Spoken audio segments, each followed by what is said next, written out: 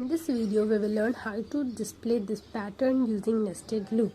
So, for displaying this pattern, at first we have to write the starting statement hash includes zero attach int main. उसके बाद हम लोग को 4 variables declare करना है. यहाँ पे हम किया आई जे के पी. आई हम लोग किया नंबर ऑफ लाइन्स के लिए, जैसे नंबर ऑफ लाइन्स है यहाँ पे 1 2 3. फिर हम लोग जे करेगा स्पेस के लिए, जैसे यहाँ पे स्पेस है, फर्स्ट लाइन में स्पेस है हम लोग का 1 and 2, सेकेंड लाइन में हम लोग का स्पेस है 1 उसके लिए. फिर के हम लोग करेगा, सबसे पहले हम लोग इसको 2 पार्ट्स में डिवाइड करेगा.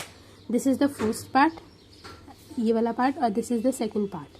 सो हम लोग इस वाला पार्ट का जो नंबर्स है इसको डिस्प्ले करने के लिए हम लोग लेगा वेरिएबल के, और इस वाला पार्ट का नंबर्स को डिस्प्ले करने के लिए वेरिएबल लेगा पी. तो सबसे पहले हम लोग लिख लिया I is equal to 1, I smaller than equal to 3, I plus plus क्योंकि नंबर ऑफ लाइन है 3.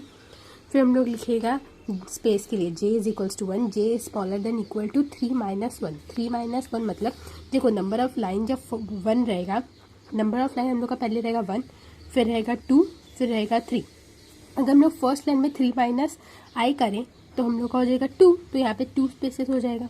फिर 3 माइनस 2 करें तो हो जाएगा हम लोग का 1, तो 1 स्पेस हो जाएगा, और 3 माइनस 3 करें तो 0, तो 0 स्पेस हो जाएगा. तो उसके लिए हम लोग को प्रिंट एफ में वो एक स्पेस दे देना, गलती से हो गया था इसलिए कट कर दिया. यहाँ पे एक सिंगल स्पेस दे देना, और फिर डबल कोट्स क्लोज, और फिर आखिर में सेमीकोलन और ब्रैकेट क्लोज. हर कंडीशन के बाद में एक ब्रैकेट ओपन कर देना, और फिर हम लोग का जब प्रिंट एफ स्टेटमेंट हो जाएगा उसके बाद में ब्रैकेट क्लोज कर देना. यहाँ पे प्रिंट एफ स्टेटमेंट नहीं है, अभी तक हम लोग ऑफ भी नहीं किया इस वाला ब्रैकेट को. उसके बाद हम लोग ये करेगा नंबर ऑफ ये नंबर्स के लिए, नंबर प्रिंट करने के लिए के इज इक्वल्स टू 1, के स्मॉलर देन इक्वल टू आई करेगा, क्योंकि देखिए फर्स्ट लाइन में हम लोग का नंबर है 1, और फिर हम लोग का नंबर ऑफ लाइन है 1. नंबर है 1 और 2, नंबर लाइन है 2, नंबर हम लोग का 1 2 3, और नंबर ऑफ लाइन है 3. तो जैसे जैसे आई बढ़ रहा है, जैसे जैसे आई बढ़ रहा है वैसे वैसे के भी बढ़ रहा है. तो हम लोग के स्मॉलर देन इक्वल टू आई कर लेगा, और फिर के प्लस प्लस, और इसमें हम लोग प्रिंट एफ में लिखेगा %d, क्योंकि एक इंटीजर वैल्यू प्रिंट करेगा, और कॉमा के मतलब के हिसाब से इंक्रीमेंट हो रहा है. अब हम लोग एक और लूप घुमाएगा इस वाला के लिए. तो इसमें हम लोग का नंबर ऑफ लाइन तो ऑलरेडी बताया हुआ है 1 2 3, और यहाँ पे हम लोग को स्पेस है नहीं, तो इसलिए हम लोग का जे का यूज़ भी नहीं है, आई का यूज़ भी नहीं है. अब डायरेक्ट हम लोग पी करेगा क्योंकि नंबर्स प्रिंट करना है. तो यहाँ पे होगा फॉर लूप यूज़ किया, फिर p is equal to i minus i 1. I minus 1 मतलब देखिए फर्स्ट लाइन में हम लोग का आई है 1, फिर सेकेंड लाइन में हम लोग का आई है 2, थर्ड लाइन में हम लोग का आई है 3.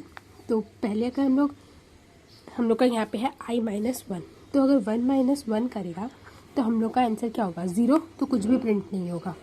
फिर हम लोग का सेकेंड लाइन में हो जाएगा 2 माइनस 1, क्योंकि आई का वैल्यू 2 हो जाएगा, तो 2 माइनस 1 होता है 1, तो 1 प्रिंट हो जाएगा. फिर हम लोग का थर्ड लाइन में हो जाएगा 3 माइनस 1, तो हम लोग का हो जाएगा 2. अब हम लोग यहाँ पे बोले कि p is bigger than equal to 1, मतलब वो 1 तक जाएगा.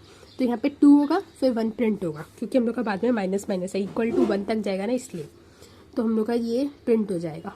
उसके बाद में हम लोग प्रिंट एफ में लिखेगा %d, कॉमा पी, क्योंकि ये एक इंटीजर वैल्यू है जो कि प्रिंट होगा. %d मतलब इंटीजर वैल्यू. फिर print F new line. New line इसलिए देगा क्योंकि सारा चीज़ एक ही लाइन में प्रिंट नहीं होगा. पहले फर्स्ट वाला लूप घूमेगा तो एक प्रिंट हो जाएगा, फिर वापस से मतलब लाइन चेंज होके वापस से प्रिंट अलग अलग लाइन्स में प्रिंट होगा. इसलिए हम लोग यहाँ पे दिया प्रिंट एफ न्यू लाइन.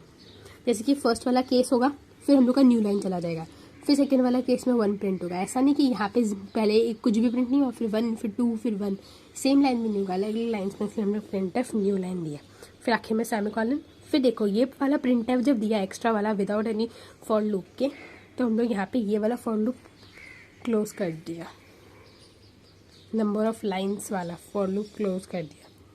फिर यहाँ पे प्रिंट एफ न्यू लाइन के बाद मतलब क्लोज कर दिया. अब इसके बाद रिटर्न 0 के बाद ये फर्स्ट वाला फॉर लूप जो हम लोग इंट मेन के बाद किया था वो वाला भी क्लोज कर दिया. तो ऐसे हम लोग का हो गया. किसी को स्क्रीनशॉट लेना तो वो भी ले सकता है इस कोडिंग का.